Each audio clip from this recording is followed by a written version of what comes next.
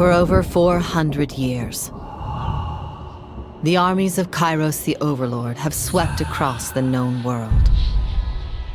All who stood against them fell before their might.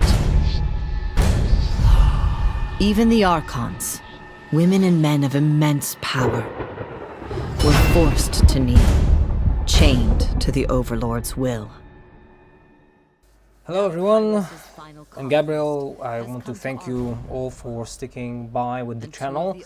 And today's review, as you can quite clearly see, first of all is in a little bit of a different format. I decided not to record myself this time, but only to record the audio. But the general idea and principles are the same. We're looking at a game I played for around a year now. Well, maybe no, half a year, let's say. And it's Tyranny, one of the final games for Obsidian Entertainment that is created on the hype that was the original nostalgia for the Kickstarter project Pillars of Eternity several years ago. Let's jump right into the story, because Tyranny has a very unique story to tell. Watching over the two generals is Tunon, the Adjudicator, Archon of Justice, eldest of Kairos' minions. Tunon brings Kairos' laws to newly conquered lands, aided by the Fatebinders, judges and executioners of the Overlord's laws. You were among the youngest of the court of Fatebinders when Kairos' armies came to our lands. How could we have known that the fate of thousands would rest in your hands?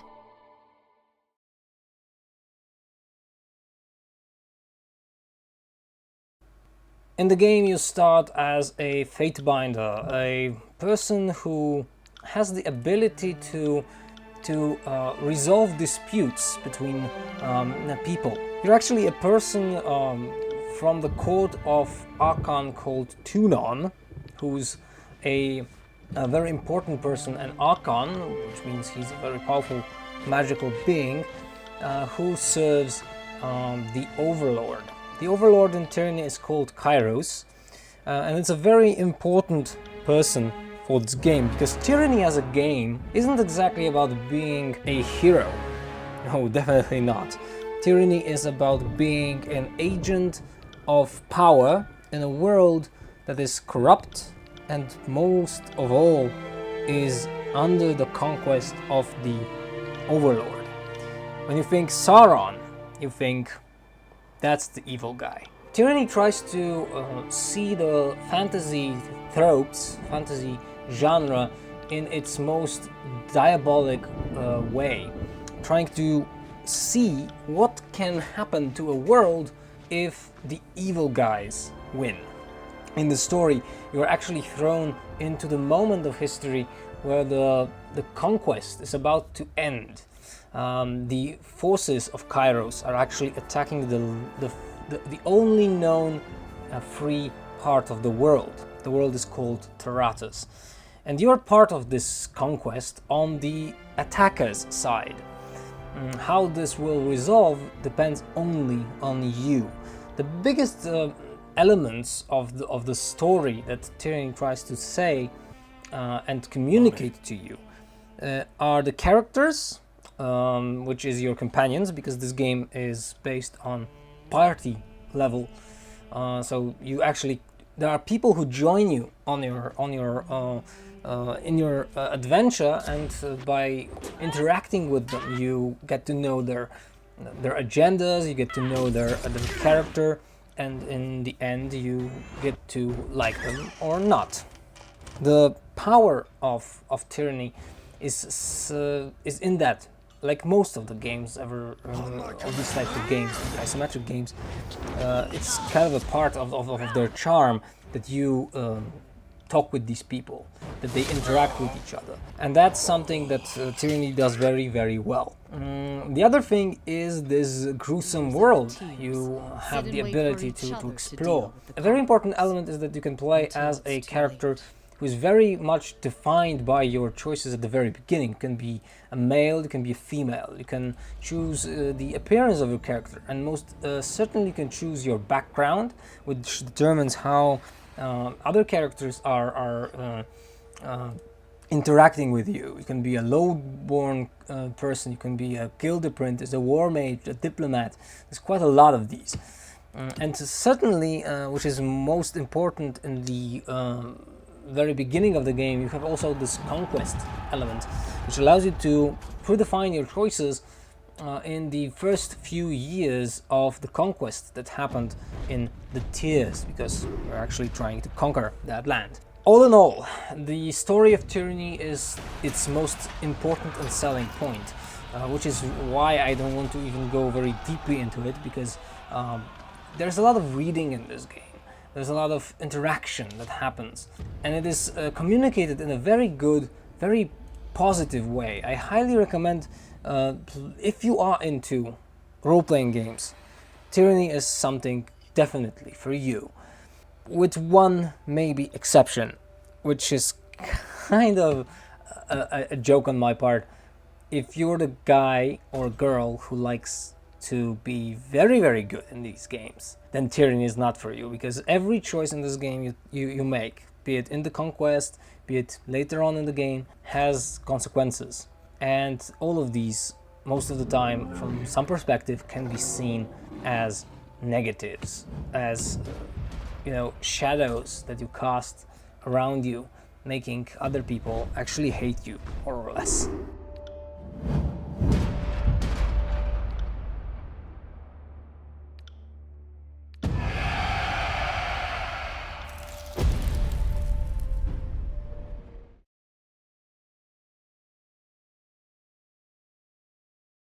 The second part of my reviews are usually the elements of presentation.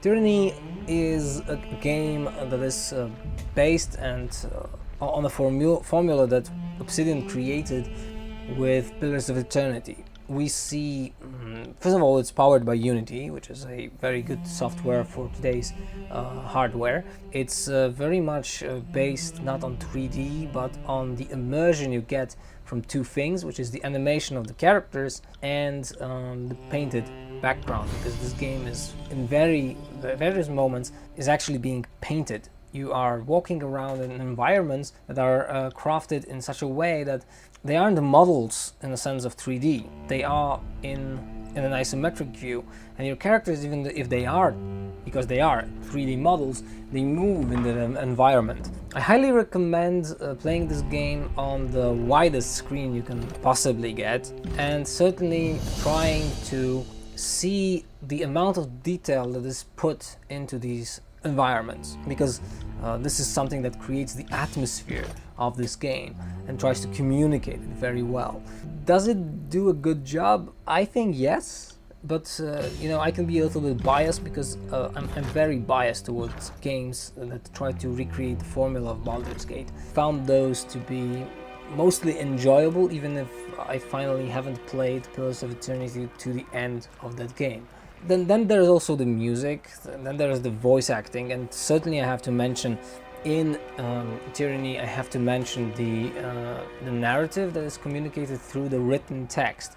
Be aware of the fact that if you want to immerse yourself in this game, you will have to do a lot of reading. One thing that was very well done in Tyranny is the fact that key words, key names, they are highlighted in a specific type of color.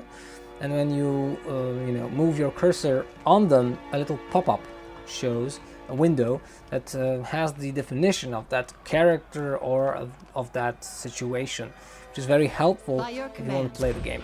Plus, the game has a variety of modes that you can interact and hints that you can turn off and on. So the customizability of the gameplay in its presentation and in its combat, but on that in a moment, is very good. One thing that you might say wasn't exactly done perfectly in Tyranny is the fact that the environments are a little scarce.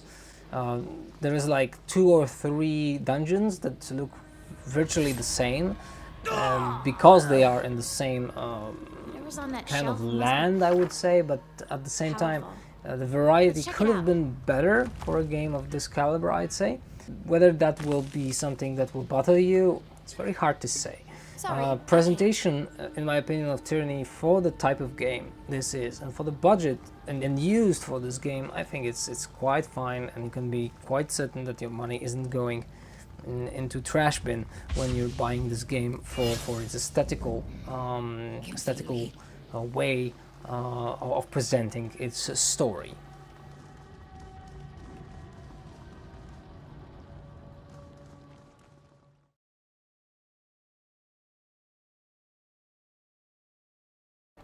And finally, we arrive at the gameplay mechanics, which are in Tyranny, first of all, are quite complex. So getting to know them, getting to used to them, also requires a little bit of reading. But at the final moment, when you finally get through the stats, through the, let's say, numbers that the game communicates to you, if you understand how they work, you will find them very enjoyable, I'd say. The game has a very good crafting system for magic. It has a very good system of communication, which items are better and which aren't exactly. Most certainly has this tremendously well done and very fun to use system of reputation. There are also abilities that are unlocked via reputation, which is something doesn't happen very often in games. The selling point for the combat system of this game are the combos. Your character can create, depending on the situation, depending on the level, they can create special designed combos that unleash a tremendous amount of damage or give you some extraordinary buffs. Considering also that most of these have dedicated animations for them, it's virtually something that you just want to watch from encounter to encounter. Your characters are when you issue the order to use that specific combo, then they do it, and it's just a marvel to watch at when this whole situation happens in front of your eyes on the screen. If there is something to be critical about the gameplay systems, it's the little variety of enemies. I've seen many moments in this game I was expecting a bigger number of people to fight with. Unfortunately, there is a lack of enemies in Tyranny. The roster could have been bigger, could have been better. Where this game shines in its gameplay is when you put all these elements together, they create a very good, very synergical system that makes sense for playing this game. I played Tyranny 3 times, which is exactly why I'm quite confident that I know what I can tell you about this game.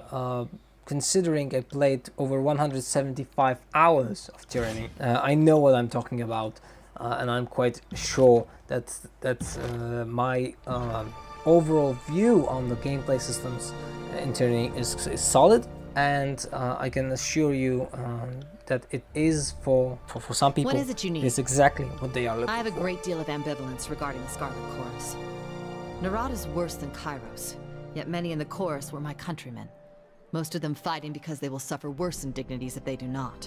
So I must ask, what is your goal behind working with the voices of Narad?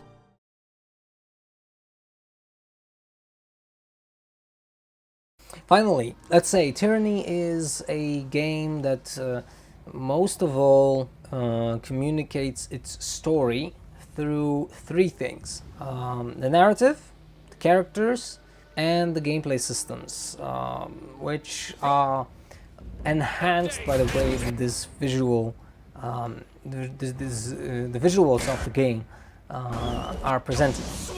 The only negative is, I'd say, that this game, I think that the hype for this game was bigger. I think that in general we would like to see this slightly bit different.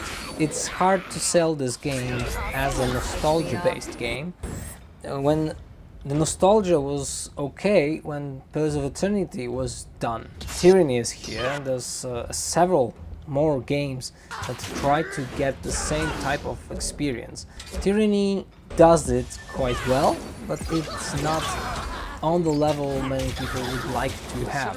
After Pillars of Eternity, after so more games that, you know, expansions to Pillars of Eternity, and some games, recent games that are in RPG are something unique, like The Witcher 3 and all that.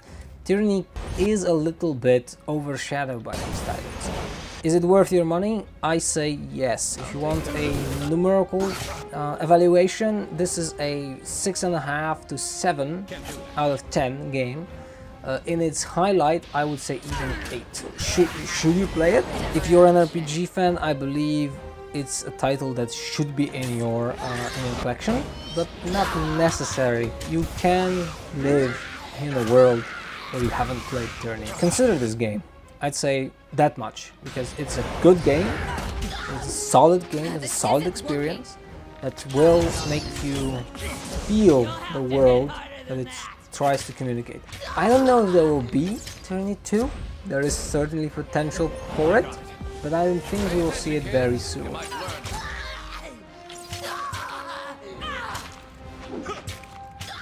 Thank you for listening here. My name is Gabriel. It was a stunning moment to share my thoughts with you.